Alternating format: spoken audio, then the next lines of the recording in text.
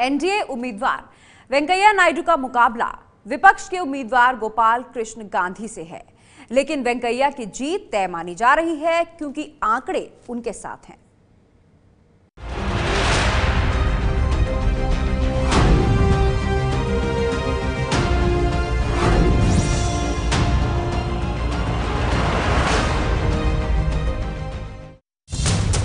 मुप्पा वारप्पू वेंकैया नायडू,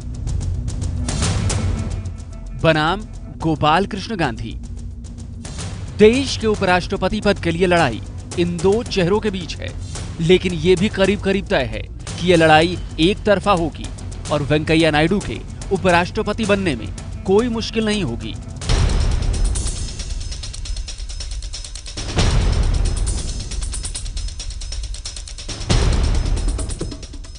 आंध्र प्रदेश के नेल्लूर के रहने वाले वेंकैया नायडू 40 साल से राजनीति में हैं। एनडीए की सरकार में वेंकैया ने कई अहम मंत्रालयों की जिम्मेदारी संभाली। वेंकैया प्रधानमंत्री नरेंद्र मोदी के बेहद करीबी हैं। बीजेपी को वो अपनी मां कहते हैं। I lost my mother at a very young age. I want to put it on record. Of 1 year, 6 months. Then I treated my party as my mother, and they have really brought me up to this level. So it was really a little painful to leave the party. So that's why I became a little emotional. जिस प्रकार से हम ballot paper में एक खड़ी line करेंगे, हम उसी मिजाज से उनके साथ 5 साल खड़े रहेंगे तो यह संभव होगा। देश का दूसरा सबसे बड़ा संवैधानिक पद होता है उपराष्ट्रपति का। राज्यसभा का सभापति होता है उपराष्ट्रपति। अब चूंकि एनडीए को राज्यसभा में बहुमत नहीं है, लिहाजा एनडीए को उम्मीद है कि वेंकैया नायडू के सभापति के कुर्सी पर होने से सरकार की मुश्किलें काफी हद तक कम हो सकती हैं।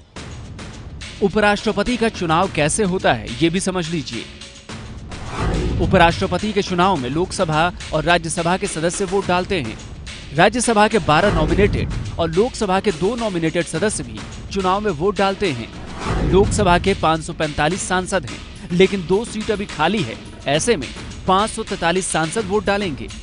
राज्यसभा में कुल 245 सांसद हैं, इनमें भी 2 सीट खाली है। ऐसे में 243 सदस्य ही वोट डालेंगे। लोकसभा और राज्यसभा मिलाकर कुल 786 सांसद वोटिंग में हिस्सा लेंगे। उपराष्ट्रपति के चुनाव में बहुमत के लिए चाहिए 394 वोट। राज्यसभा में बीजेपी के पास बहुमत नहीं है, लेकिन लोकसभा में पूर्ण बहुमत है। ऐसे में जीत का गणित भी देख लेते हैं, किसके पास कितने सांसदों का समर्थन है।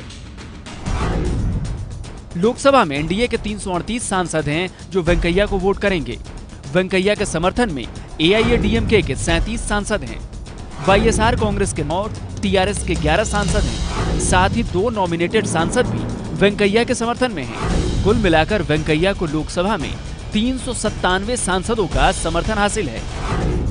राज्यसभा में एनडीए के 86 सांसद हैं जो वेंकैया को वोट करेंगे। इसके अलावा एआईएडीएमके के 13 सांसद, टीआरएस के 3 और वाईएसआर कांग्रेस का 1 और आईएनएलडी का 1 सांसद वेंकैया के पक्ष में है। यानी राज्यसभा में वेंकैया को कुल 100 सांसदों का समर्थन हासिल है। इस तरह लोकसभा और राज्यसभा मिलाकर वेंकैया को 497 सांसदों का समर्थन हासिल है, जो बहुमत के आंकड़े 394 से कहीं ज्यादा है। हालांकि नीतीश कुमार की पार्टी जेडीयू अब एनडीए में शामिल हो चुकी है, लेकिन वो पहले ही विपक्ष के उम्मीदवार गोपाल कृष्ण गांधी को समर्थन देने का ऐलान कर चुकी है। फिर भी आंकड़े वेंकैया नायडू के पक्ष में है। ये है एबीपी न्यूज़, आपको रखे आगे।